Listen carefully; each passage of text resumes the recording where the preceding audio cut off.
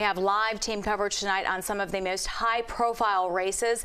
Joe Gorchow is covering the first Miami-Dade County Sheriff's race in more than 60 years. Meantime, Larry Seward is focusing on the election for Miami-Dade Mayor. There they are.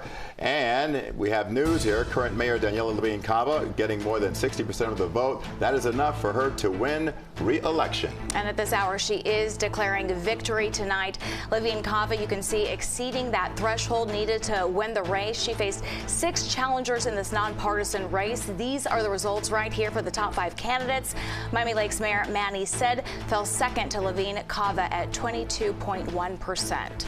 Our team coverage begins now with CBS News Miami's Larry Seward. He is live at the Ball and Chain restaurant Little Havana, where the mayor has declared victory. Larry. She's declared it emphatically, Jim. You'll be able to see here in just a moment behind me. There's a DJ still playing music. He started an hour before the polls closed. He's playing the mayor's theme song right now. Here where I am on the rise, if you look to your left, it's picture time. Those are supporters crowding around the mayor. She's been at this at least for the last 40 minutes. People posing for pictures and thanking her for all that she's done for the county, and her thanking them. She said she's excited about what comes next. Obviously, she served 4 years. The second term, she gets another 4, the first woman mayor in the county's history to do so. Supporters showered her with confetti and surrounded her with pineapple sparklers in celebration tonight. Moments later, Levine Cava told them she would double down on investments in infrastructure, affordable housing, and the environment. She says her agenda is that of the people of the county and called getting nearly 60% of the vote proof of that. The mayor faced criticism in the past over plans to raise a $2.5 billion worth of bonds. She has not forgotten that. Do you still plan to bring a bond issue to the voters? Yes, with the support of our commission, because they have to put things on the ballot. We'll be talking with our community to see where there's an appetite. And of course, the things that I outlined, resilience, housing, parks, those are critical priorities. And of course, it seems, and probably this transit question has been resolved to demonstrate that people really know that we have to invest in transit. She was referring to transit issues that arose from the Better Bus Network, people criticizing the mayor's office for the handling of that. But again, she is looking forward, talking about doubling down on efforts that she's invested in. Supporters here, they expected a decisive victory tonight. That is exactly what they got. We're live in Little Havana. Larry Seward, CBS News, Miami. Larry, thank you. And now to the race for Miami-Dade Sheriff. It's the first sheriff election in more than 60 years.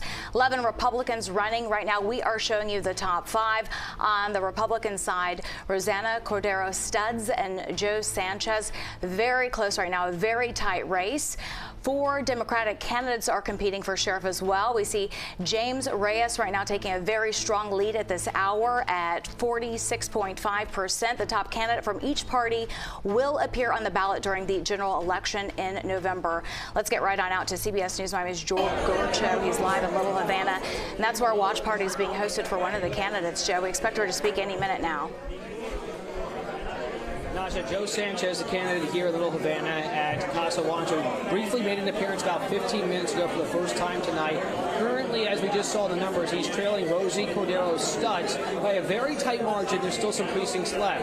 He didn't concede when speaking to his reporters, who were cheering and smiling when he made his way here inside the room, here in the restaurant back room here. But he was speaking one way that I thought was very interesting tonight, taking a direct shot at his opponent, his challenger tonight, that's really neck and neck with him, saying that he did not take any endorsements from any politicians, intentionally preaching that the sheriff's role here that's being elected, both in the primary race and later on in the general election in November, needs to be independent of politics, not be influenced by politicians. Now, he said that because Rosie Cordero Studs has earned some significant endorsements both by the former President Donald Trump and Congressman Carlos Jimenez. So he was taking a direct shot at his opponent tonight. Again, really close. You see they have the screen right here, watching neck and neck as they reveal the precincts. Almost all have reported now, and it looks like the gap has increased as well. So we might hear from Joe Sanchez in just a little bit. Remember, this is the first time in nearly 60 years that Miami-Dade voters have a chance to elect both a Democratic nominee and Republican nominee for the Miami-Dade County Sheriff's race. And as you mentioned, James Reyes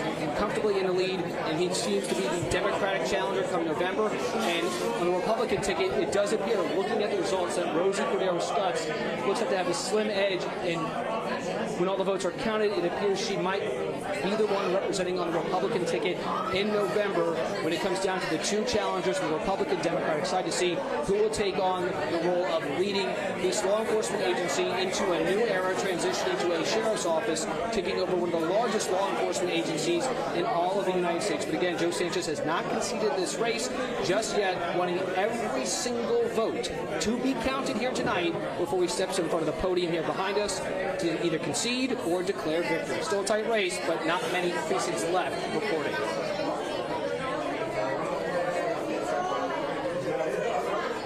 We're going to, okay, but Bruce was just telling me that we're now tossing to the Doral Watch Party where Rosie Cordero Stutz is right now. Let's go ahead and take a listen. I believe she's addressing the audience there at her watch party in Doral. Let's take a listen.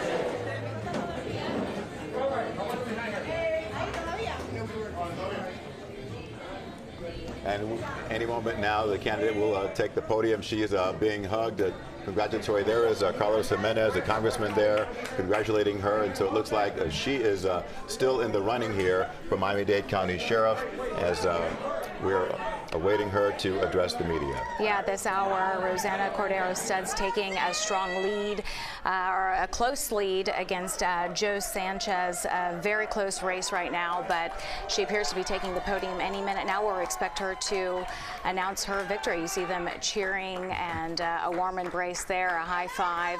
Looks like she thinks she's got this, but we'll come back to this very shortly. Yeah, and Joe Sanchez, certainly a very familiar name here in local politics. He's a figure who's been in the community for quite a while, so this is certainly considered a big victory, and perhaps many will see it as a surprise as she is getting warm embraces from her.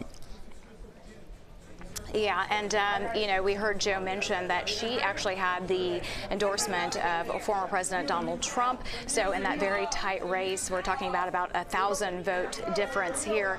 That could have been the differentiator that really pushed her over the edge. But any minute now, we do expect to hear from Rosanna Cordero Stutz declaring victory against Joe Sanchez in this race. And this will be the first lap, of course, and there were 11 Republicans on this side of the ledger vying to be the first elected sheriff in Miami-Dade County now for more than 60 years.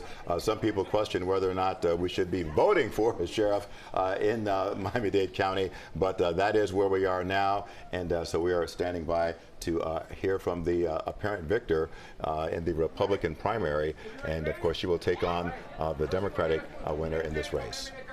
And let's take a live listen. She's about to speak.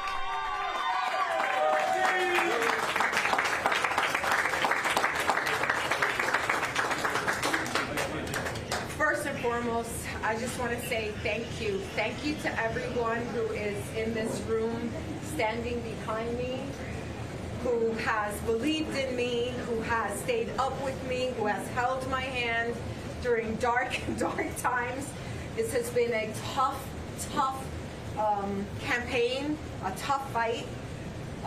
11 candidates on the Republican side, 11 very good people who threw their names into a difficult race, who stood up and fought when really it was a lot easier to stay home and not do a darn thing and let someone else worry about it.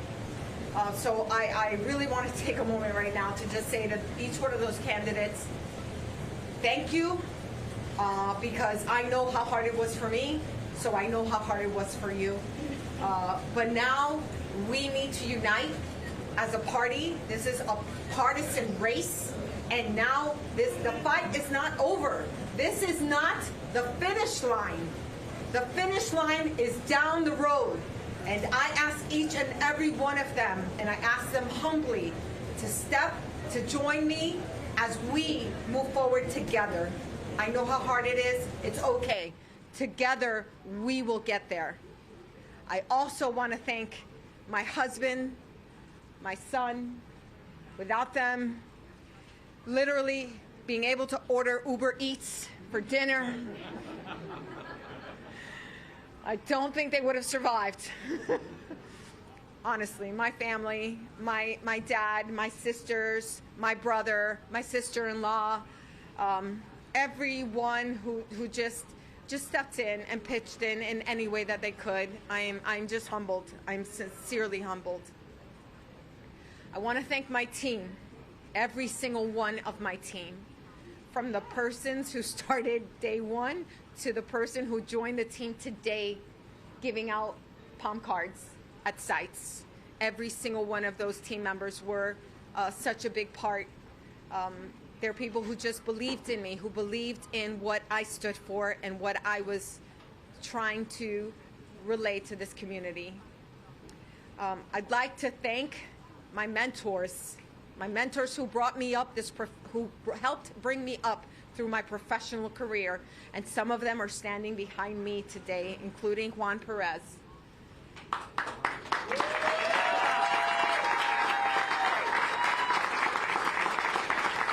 Including Congressman Jimenez, then Mayor Jimenez.